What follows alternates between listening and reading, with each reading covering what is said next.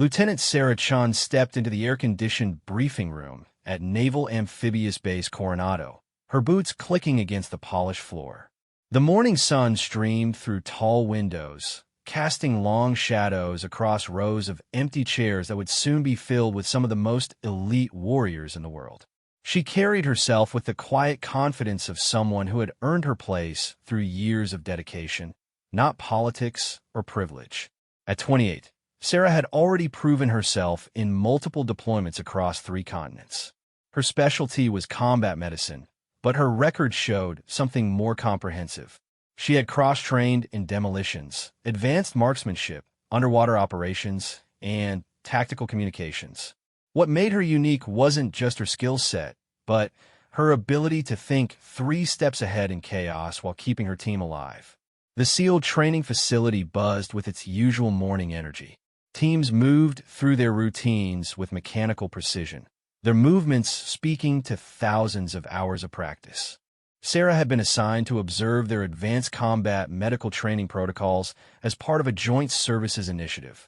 Her official role was to provide feedback on field medicine procedures and potentially integrate new techniques she had developed during her time with Army Special Operations. Colonel Marcus Hartwell entered the room exactly at 0800 hours, his presence commanding immediate attention from everyone present. He was old-school military, with 30 years of service etched into his weathered face and steel-gray hair cut with military precision. His reputation preceded him, built on successful missions and an unwavering belief in traditional military hierarchy. He had little patience for what he considered unnecessary changes to proven systems. "Gentlemen," Colonel Hartwell addressed the assembled SEALs, his voice carrying the authority of decades in command. "Today we have an observer from the Army. Lieutenant Chun will be watching our medical training protocols." His tone suggested this was merely a formality, something to be endured rather than embraced. Sarah stood as she was introduced, offering a crisp salute. "Colonel Hartwell, thank you for the opportunity to observe your training procedures. I've reviewed your current protocols and have some observations that might enhance field medical response times." The colonel's expression remained neutral, but there was something dismissive in his eyes.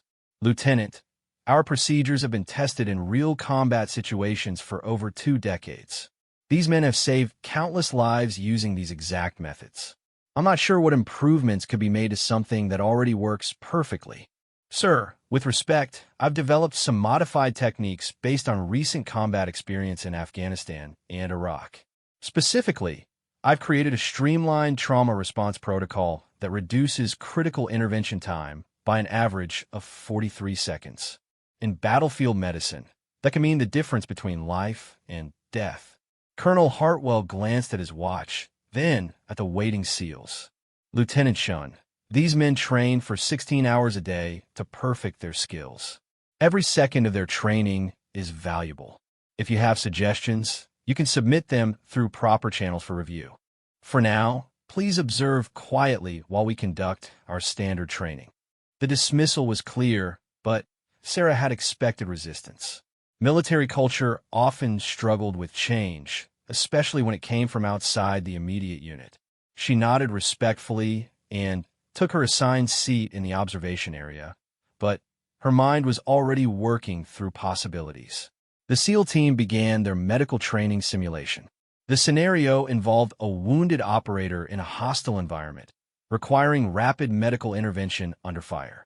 Sarah watched as the team medic worked through the established protocol, noting several points where efficiency could be improved without compromising care quality. What she observed confirmed her research findings. The current protocol, while effective, included several redundant steps that had been necessary with older equipment, but were no longer required with modern medical technology. There were also positioning techniques that could reduce exposure time in combat situations while maintaining treatment effectiveness. During a break in training, Chief Petty Officer Rodriguez, the team's lead medic, approached Sarah. "Ma'am, I couldn't help but overhear your conversation with the colonel. You mentioned reducing response time by 43 seconds. In our line of work, that's significant. What kind of modifications are you talking about?" Sarah appreciated the genuine interest.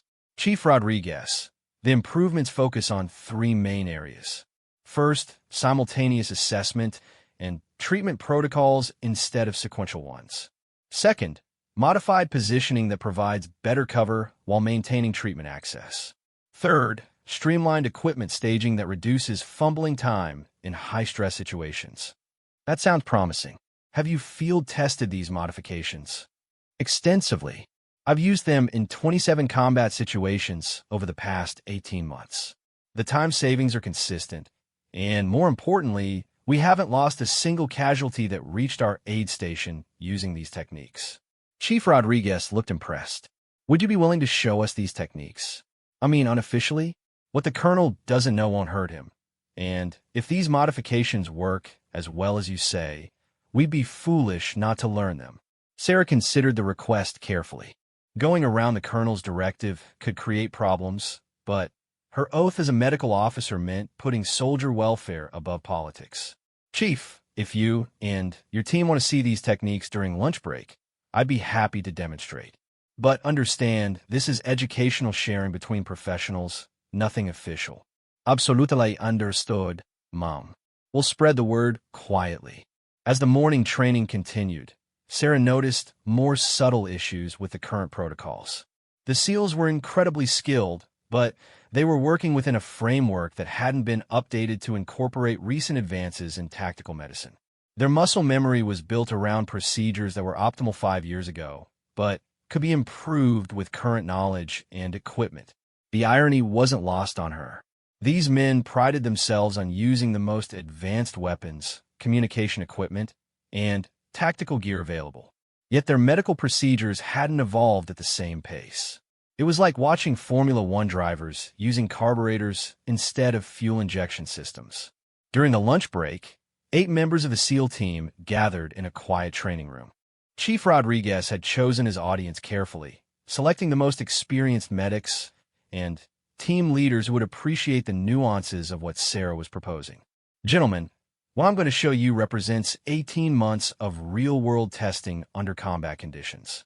These aren't theoretical improvements, but practical modifications that have been proven effective in actual firefights and casualty situations.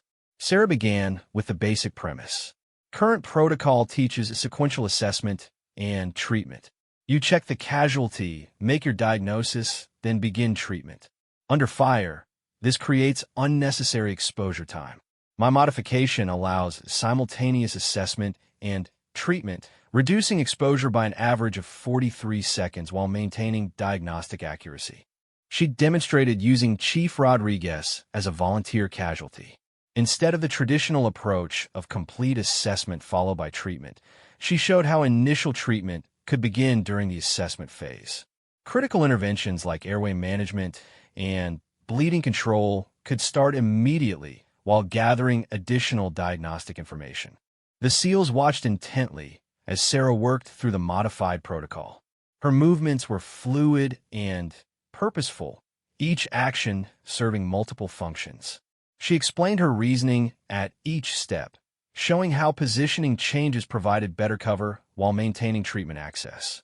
This positioning technique, she demonstrated, keeps the medic in a lower profile while providing better access to the casualty's airway and major bleeding sites. The traditional method exposes the medic unnecessarily and actually makes some interventions more difficult.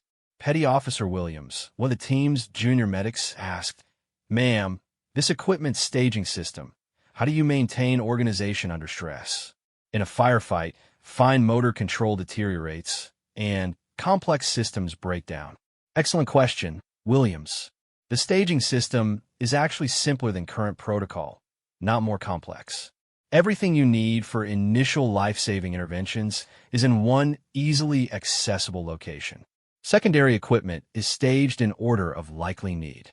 Under stress, you don't have to think about where things are because the system guides you naturally. Chief Rodriguez tried the modified technique himself, working through the same casualty scenario they had practiced that morning. His first attempt was clumsy as his muscle memory fought the new procedure, but by the third repetition, he was moving smoothly through the modified protocol. The time savings are obvious, he admitted, and the positioning really does provide better cover. But what about reliability? Under extreme stress, will muscle memory support these modifications, or will operators revert to their original training? Sarah had anticipated this concern. In my experience, operators adapt to the new procedures within a week of consistent practice. The modifications aren't radical departures from current technique. They're evolutionary improvements. Your existing knowledge base supports the changes rather than fighting them. The informal training session continued for 45 minutes. Each SEAL team member tried the modified procedures, asking detailed questions about implementation and potential complications. Their professionalism impressed Sarah. Despite initial skepticism, they approached the new techniques with open minds and rigorous testing. As the session ended, Chief Rodriguez spoke for the group. "Ma'am, these modifications could save lives. Not just casualties, but medics who would otherwise be exposed longer under fire. We need to find a way to integrate these techniques into our official training."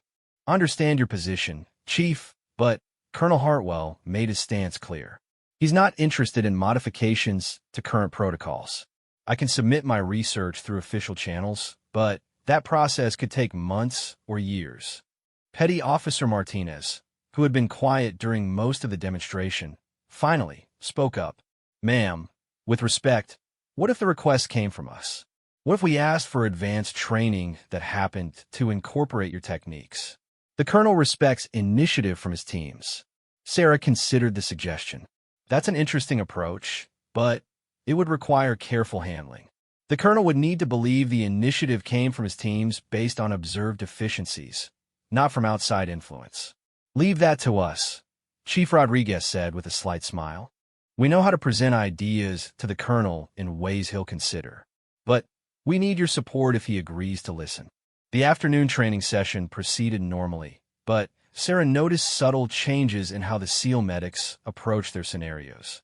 They were unconsciously incorporating elements of what they had learned during lunch, their movements becoming more efficient even as they followed official protocols. Colonel Hartwell observed the training with his usual critical eye, occasionally making notes on a clipboard. Sarah wondered if he noticed the slight improvements in his team's performance or if the changes were too subtle for casual observation. As the day concluded, Chief Rodriguez approached Sarah one final time. "Ma'am, we'd like to request a formal evaluation of our medical protocols. If you'd be willing to serve as an outside assessor, we could identify areas for improvement and potentially incorporate some of your techniques through official channels." "That's a smart approach, Chief. If Colonel Hartwell agrees to an evaluation, I'd be honored to participate. Just remember, any improvements need to appear as natural evolution of your existing procedures, not wholesale replacement." The next morning would bring new challenges, but Sarah felt optimistic about the possibility of improving combat medical care for these elite warriors.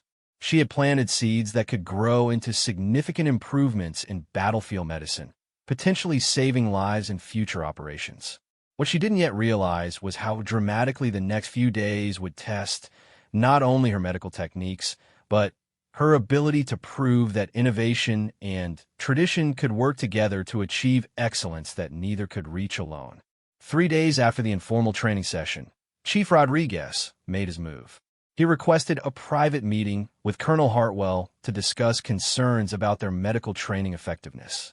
The approach was carefully calculated, presenting the issue as a team-identified problem rather than an outside suggestion. "Sir, the team has been discussing our medical response times during after-action reviews," Chief Rodriguez began, standing at attention in the colonel's office. "We've identified some potential inefficiencies that might be costing valuable seconds during critical interventions." Colonel Hartwell looked up from his paperwork, his expression neutral but attentive. "What kind of inefficiencies, Chief? Our medical protocols have been battle-tested extensively." "Yes, sir, they have. But during our recent training scenarios, we noticed that our exposure time under fire might be longer than necessary. Some of the team members who've worked with other units have observed different approaches that might be worth evaluating." The colonel leaned back in his chair, considering the request. Chief Rodriguez had been with his unit for 4 years and had never brought forward frivolous concerns. His judgment was solid, and his loyalty to the team was unquestioned. What kind of evaluation are you thinking about, Chief? Sir, what if we conducted a formal assessment of our current procedures using an outside observer? Someone with recent combat medical experience who could provide objective feedback on our protocols. We could identify any areas for improvement while validating the effectiveness of our current training. Colonel Hartwell was quiet for a moment, weighing the proposal. You're thinking about Lieutenant Shun, aren't you? The Army observer from earlier this week. She will be qualified, sir. Her combat medical experience is extensive, and she's worked with multiple special operations units. An objective assessment could either confirm our procedures are optimal or identify specific improvements. Chief, I told Lieutenant Shun that our procedures work perfectly as they are. If I bring her in for a formal evaluation, it suggests I was wrong about that assessment. Chief Rodriguez chose his words carefully. Sir, requesting outside evaluation demonstrates confidence in our procedures, not doubt. If Lieutenant Shun confirms our methods are optimal, it validates our training effectiveness. If she identifies minor improvements, it shows our commitment to excellence. The logic was sound, and Colonel Hartwell recognized the political wisdom in the approach. A formal evaluation that validated their procedures would strengthen his position. If improvements were identified, implementing them would demonstrate progressive leadership rather than admission of error. Very well, Chief. Arrange for Lieutenant Shun to conduct a comprehensive evaluation of our medical protocols. I want a thorough assessment, not a superficial review. If we're going to do this, we'll do it right. Yes, sir. How extensive should the evaluation be? Give her full access to our training scenarios, equipment, and personnel. I want her to observe multiple teams under various conditions. If there are deficiencies to be found, I'd rather find them in training than in combat. Chief Rodriguez suppressed a smile. Understood, sir. I'll coordinate with Lieutenant Shun to schedule the evaluation. Within hours, Sarah received official notification of the evaluation request. The message was formal and comprehensive, outlining the scope of assessment and granting her unusual access to SEAL training operations. She recognized Chief Rodriguez's hand in the arrangement and appreciated his tactical approach to the situation. The evaluation began the following Monday, with Sarah observing routine training exercises. She watched multiple teams work through various medical scenarios, taking detailed notes on timing, effectiveness, and efficiency. Her presence was initially met with curiosity, but the SEALs quickly adapted to having an observer during their training. What impressed Sarah most was the team's professional attitude toward evaluation. These were elite warriors confident in their abilities, but they approached the assessment with genuine desire to improve. They asked thoughtful questions about her observations and showed real interest in potential enhancements to their capabilities. During the second day of evaluation, Sarah observed a complex scenario involving multiple casualties under simulated enemy fire. The team performed admirably, successfully treating all casualties and completing their mission objectives. However, she identified several opportunities for improvement that could reduce risk while maintaining effectiveness. Chief Rodriguez, she said during the after-action review, your team performed excellently in that scenario. The casualty outcomes were optimal, and mission completion was flawless. However, I noticed some areas where minor modifications could reduce exposure time without compromising care quality. What specific areas, ma'am? Equipment staging could be streamlined to reduce search time under stress. Positioning techniques could provide better cover while maintaining treatment access. And assessment protocols could be modified to allow simultaneous treatment and diagnosis, reducing overall intervention time. Colonel Hartwell observed this exchange from across the training facility, noting the team's positive response to Sarah's feedback. Despite his initial skepticism, he was beginning to see value in the evaluation process. On the third day, Sarah proposed a comparative test. Colonel Hartwell, with your permission, I'd like to conduct a side-by-side comparison of current protocols versus modified techniques. We could run identical scenarios with different teams using different approaches and compare results objectively. The colonel considered the proposal. What kind of modifications are you talking about, Lieutenant? I want to understand exactly what you're proposing to change. Sarah had prepared for this moment carefully. Sir, the modifications are evolutionary improvements to existing procedures, not wholesale changes. They incorporate recent advances in tactical medicine and lessons learned from current combat operations.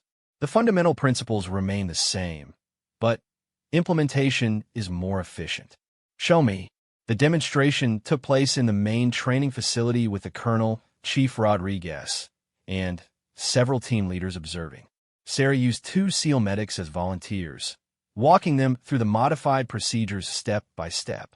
The basic principle, she explained while demonstrating, is simultaneous assessment and treatment rather than sequential. Instead of completing diagnosis before beginning treatment, we start life-saving interventions during the assessment phase.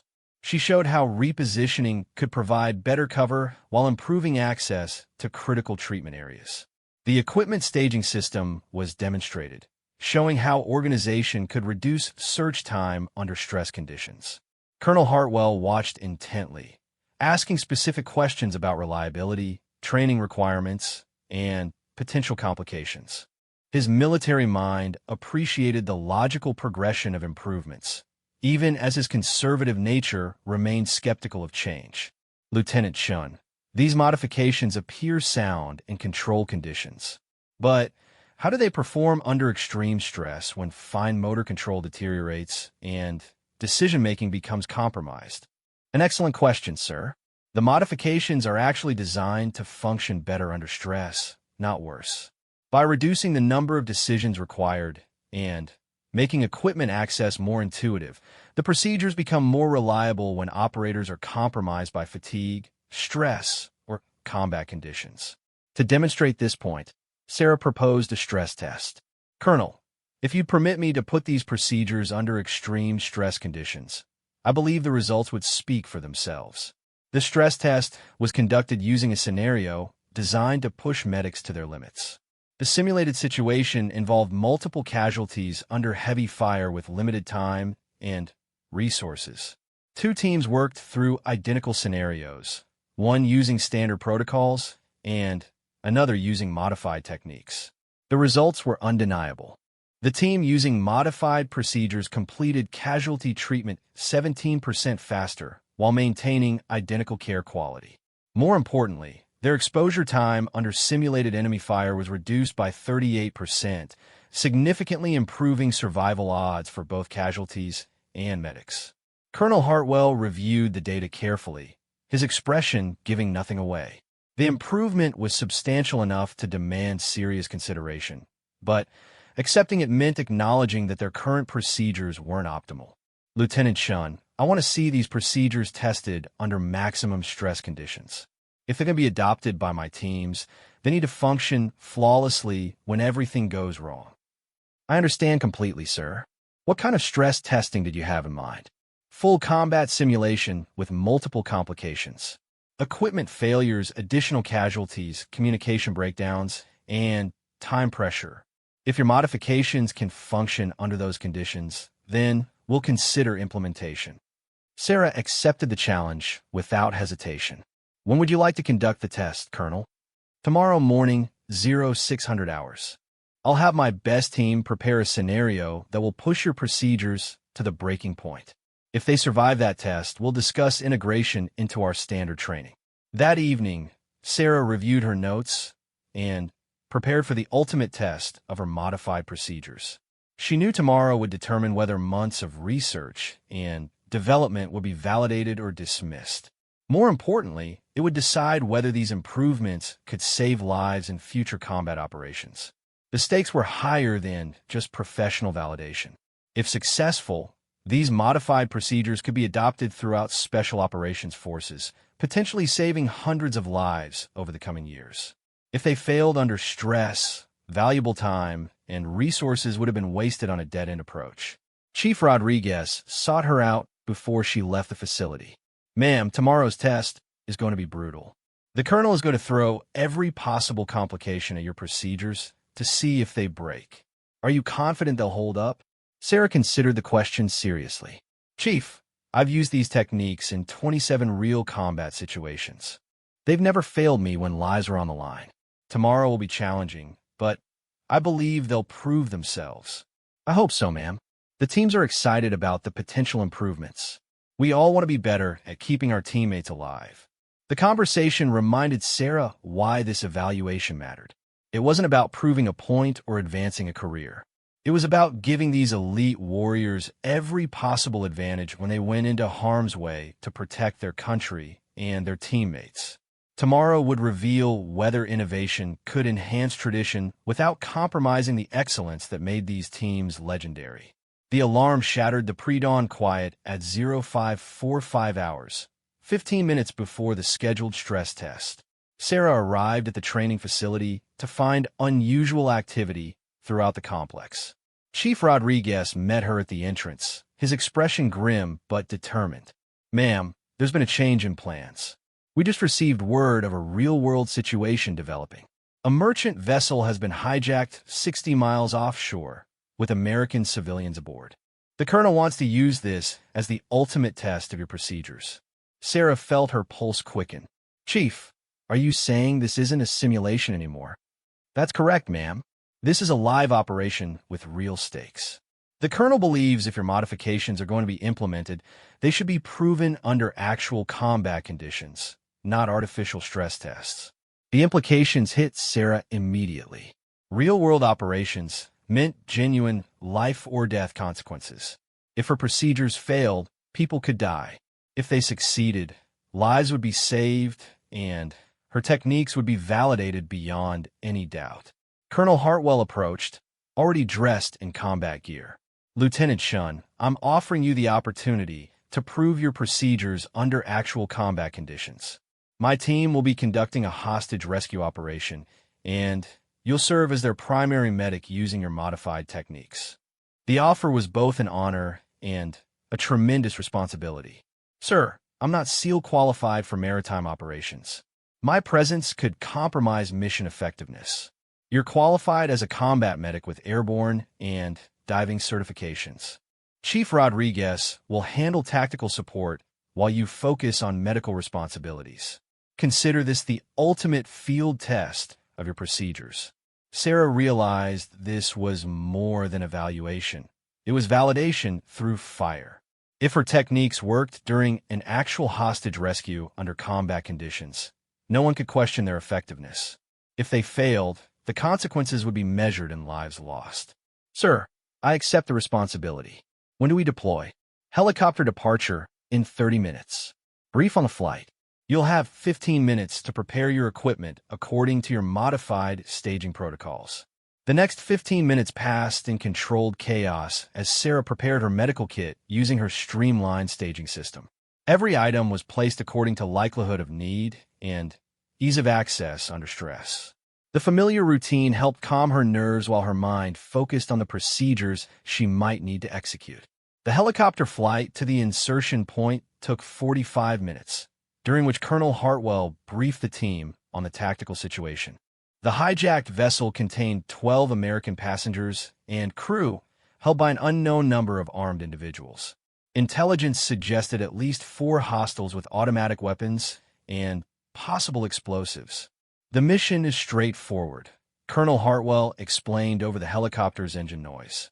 Silent insertion, neutralize hostiles, secure hostages, and extract all personnel safely.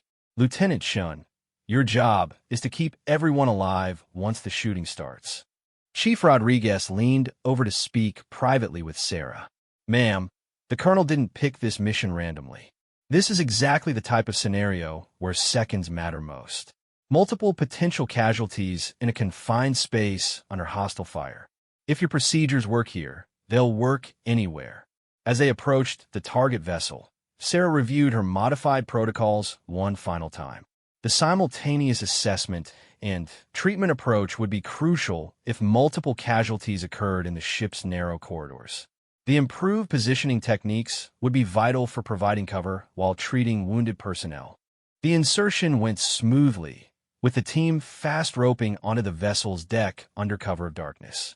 Sarah was the fifth person down, immediately taking position behind cover as the tactical team began clearing the ship compartment by compartment.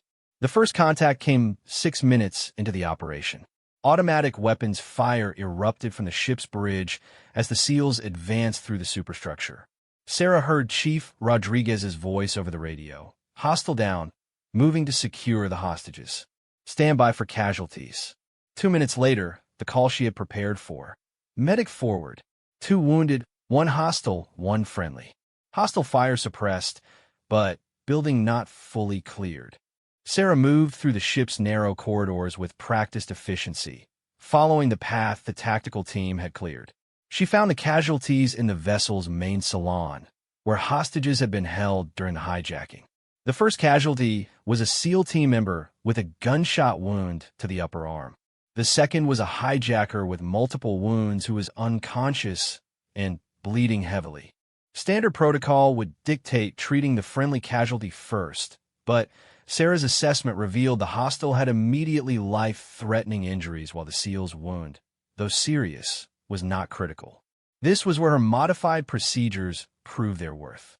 Instead of choosing which casualty to treat first, she began simultaneous treatment of both using her improved positioning techniques. She could provide immediate bleeding control for the hostile while applying a pressure dressing to the SEAL's arm wound. Rodriguez, I need you to maintain pressure on this dressing, she directed while working on the more critically injured casualty. Apply steady pressure, don't peek under the bandage, and tell me immediately if bleeding increases. The modified equipment staging system proved its value in the confined space. Everything she needed was accessible without fumbling or searching, allowing her to work efficiently despite the cramped conditions and stress of potential renewed hostile contact. Chief Rodriguez observed her technique while providing assistance. Ma'am, your positioning provides much better cover than standard protocol would allow, and treating both casualties simultaneously is something our current training doesn't address. The principle is simple, Sarah explained while working. Triage doesn't always mean treating one person at a time. Sometimes you can provide immediate life-saving intervention for multiple casualties if you position correctly and stage equipment efficiently. The hostile casualty required immediate surgery to survive, but Sarah's rapid intervention stabilized his condition for transport. The SEAL team member's wound was properly dressed and pain managed using techniques that maintained his mobility and situational awareness. As the team prepared for extraction, a complication arose that tested Sarah's procedures beyond their original design parameters. 3 hostages had been injured during the initial assault, suffering various wounds from flying debris and ricochets. Standard protocol would require treating each hostage individually, extending exposure time significantly. Sarah implemented a mass casualty approach using her modified techniques. She quickly assessed all 3 hostages, identifying the most critical injuries and beginning simultaneous treatment where possible. Her streamlined equipment staging allowed rapid deployment of multiple treatment stations using team members as assistants. Chief Rodriguez, I need 3 team members as medical assistants. I'll guide you through simultaneous treatment of multiple casualties using simplified versions of my procedures. The mass casualty situation revealed the true power of Sarah's innovations. Instead of treating casualties sequentially while exposed to potential hostile fire, the modified procedures allowed effective treatment of multiple patients simultaneously using available personnel as force multipliers. Colonel Hartwell monitored the medical treatment while coordinating extraction. He observed Sarah directing 3 impromptu medical assistants through complex trauma care while maintaining overall situational awareness.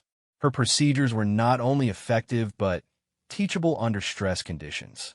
The extraction proceeded without additional complications, but the real test of Sarah's procedures came during the helicopter flight to the nearest medical facility. In the confined aircraft space with multiple casualties of varying severity, traditional medical protocols would have been nearly impossible to implement effectively. Sarah's modified positioning techniques allowed effective treatment of all casualties simultaneously during the 40-minute flight. The improved equipment staging meant medical supplies remained organized and accessible despite aircraft vibration and limited space. Most importantly, the simultaneous assessment and treatment approach ensured continuous monitoring of all patients while providing appropriate intervention. Upon arrival at the medical facility, Sarah provided comprehensive handoff briefings for all casualties. The receiving medical staff commented on the excellent condition of all patients and the thorough documentation of treatment provided. Every casualty survived, and all were expected to make full recoveries. Colonel Hartwell requested an immediate after-action review while the operation was fresh in everyone's memory. The entire team gathered in a secure briefing room to analyze the mission's medical aspects and evaluate Sarah's procedures under actual combat conditions. Lieutenant Shun, your modified procedures performed exceptionally well under real-world conditions, Colonel Hartwell began. The ability to treat multiple casualties simultaneously while maintaining proper positioning and equipment organization exceeded expectations. Chief Rodriguez added his observations. Ma'am, what impressed me most was how quickly team members could be trained to assist with your procedures. The simplified protocols allowed effective force multiplication without extensive medical training. Petty Officer Williams, who had served as one of Sarah's assistants during the mass casualty treatment, offered additional perspective. The equipment staging system made everything intuitive, even under stress. I didn't have to think about where things were or what to do next. The procedures guided me naturally. The consensus was unanimous. Sarah's modified procedures had not only performed effectively under actual combat conditions, but had proven superior to standard protocols in multiple critical areas. The real-world validation removed any doubt about their practical applicability. Colonel Hartwell made his decision.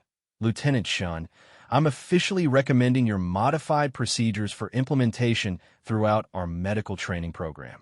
Furthermore, I'm requesting that you remain with our unit to oversee the transition and train our personnel in these enhanced techniques. The offer represented a significant career opportunity and the chance to see her innovations implemented where they could save lives. However, it also meant leaving her current unit and the ongoing projects she had been developing. The next phase would determine whether Sarah's innovations could be successfully integrated into the broader special operations community and what new challenges would arise from their implementation. 2 weeks after the successful hostage rescue operation, Sarah found herself standing before a review board of senior military medical officers and special operations commanders. Word of her innovative procedures had spread rapidly through military channels, generating both excitement and skepticism within the medical community. Colonel Hartwell sat among the board members, having been specifically requested to provide testimony about the real-world effectiveness of Sarah's modifications. His presence lent credibility to the proceedings, but Sarah knew the ultimate decision would rest on the medical evidence and broader applicability of her techniques. Lieutenant Shun, began General Patricia Morrison, the board's senior medical officer. Your procedures have generated significant interest throughout the special operations community. However, before we consider widespread implementation, we need to understand their limitations and potential complications. Sarah had prepared extensively for this review, anticipating every possible concern and objection. General Morrison, my modifications are designed to enhance existing protocols, not replace proven techniques. They maintain all safety standards while improving efficiency and reducing risk exposure. Dr. James Patterson, the Navy's senior combat medicine specialist, leaned forward with obvious skepticism. Lieutenant, exceptional performance in one operation doesn't prove universal applicability. How do we know these procedures will work consistently across different environments and team compositions? Sir, the procedures have been tested in 29 combat operations across multiple theaters and unit types. The hostage rescue was simply the most recent validation. I have documentation of consistent time savings and improved outcomes across all implementations. Sarah presented her comprehensive data, including detailed timing analyses, outcome measurements, and feedback from operators who had used the modified techniques. The numbers were compelling. Average treatment time reduced by 42%, exposure time under fire decreased by 36%, and casualty survival rates improved by 8%. Colonel Hartwell addressed the board's concerns about implementation challenges. Gentlemen, I was initially skeptical of Lieutenant Chen's modifications. However, after observing their performance under actual combat conditions, I can testify to their effectiveness. More importantly, our teams were able to learn and implement these techniques with minimal additional training. The board's concerns centered on three main areas: training requirements, equipment modifications, and potential complications during high-stress operations. Sarah addressed each systematically, drawing on her extensive field experience and documented results. Regarding training requirements, she explained, the modifications build upon existing muscle memory rather than replacing it. Operators can typically master the enhanced techniques within 1 week of practice. The learning curve is minimal because the fundamental principles remain unchanged.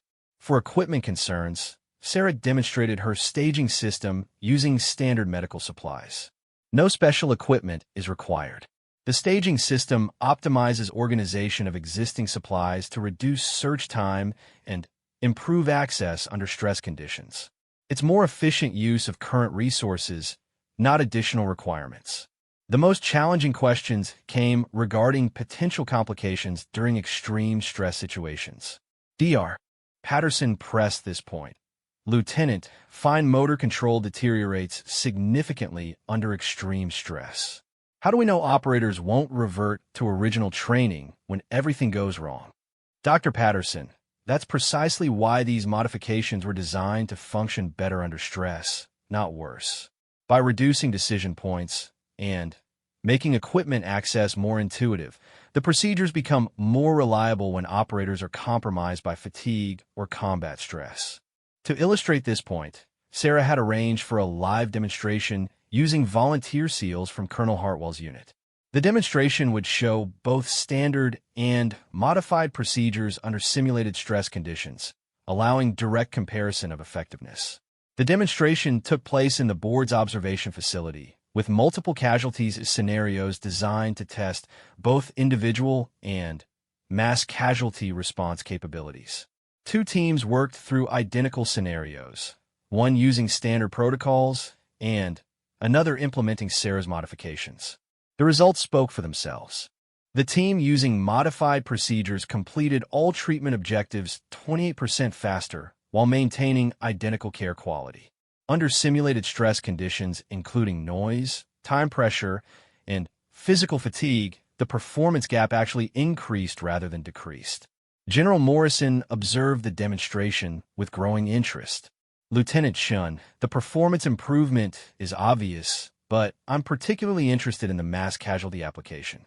Current doctrine struggles with multiple simultaneous casualties in confined spaces. General, the simultaneous assessment and treatment approach addresses exactly that limitation. Instead of sequential treatment that extends exposure time, operators can provide immediate life-saving intervention for multiple casualties while maintaining proper medical prioritization. Dr. Patterson remained concerned about potential negative outcomes. What happens when these procedures fail? Have you documented any situations where the modifications caused problems or complications? Sarah had anticipated this question and prepared her response carefully. Dr. Patterson, in 37 documented uses of these procedures, I've recorded no incidents where the modifications caused complications. In 4 cases where standard protocols might have been faster, the difference was less than 10 seconds and didn't affect outcomes. The honesty of her response impressed the board. Rather than claiming perfection, Sarah acknowledged limitations while demonstrating that benefits far outweighed any potential drawbacks. Colonel Hartwell provided additional context. What impressed me most about Lieutenant Chen's approach was her willingness to modify procedures based on feedback. These aren't rigid protocols, but adaptive techniques that can be adjusted for specific situations and unit requirements. The board deliberated for 2 hours before reconvening to announce their decision. General Morrison served as spokesman. Lieutenant Shun, this board finds your modified procedures to be medically sound, operationally effective, and appropriate for implementation throughout Special Operations Forces. The announcement represented validation beyond Sarah's greatest expectations. However, the board's decision came with significant responsibilities and challenges. Lieutenant Shun, we're recommending you for immediate promotion to captain and assignment as Director of Advanced Combat Medical Procedures. You'll be responsible for developing implementation protocols, training instructor personnel, and overseeing integration across all special operations units. The position offered unprecedented opportunity to influence military medical training while ensuring her innovations reached every operator who might benefit from them. It also meant tremendous responsibility for the success or failure of implementation across multiple services and units. Sarah's acceptance was immediate and enthusiastic. General Morrison, I'm honored by the board's confidence and ready to accept the responsibility for ensuring these procedures save lives throughout the special operations community. The implementation process began immediately, with Sarah working alongside medical training specialists from each service branch. The challenge was adapting her techniques to different unit cultures and operational requirements while maintaining their essential effectiveness. 6 months later, Sarah stood in the same briefing room where Colonel Hartwell had initially dismissed her simple request for procedure modifications. The room now served as headquarters for the Advanced Combat Medical Training Program, with Sarah's techniques being taught to special operations medics from all service branches. Colonel Hartwell, now a strong advocate for innovation in military training, served as Sarah's deputy director for the program. The irony of their change relationship wasn't lost on either of them, but both focused on the ultimate goal of improving combat medical care. Captain Shun, he said during a planning meeting, I owe you an apology for my initial dismissal of your suggestions. Your persistence and professionalism in the face of that skepticism demonstrated exactly the kind of leadership our forces need. Sarah appreciated the acknowledgement, but remained focused on future challenges. Colonel Hartwell, your initial skepticism was appropriate. Military medical procedures should be rigorously tested before implementation. What matters is that we found a way to validate improvements and implement them effectively. The program's results exceeded all expectations.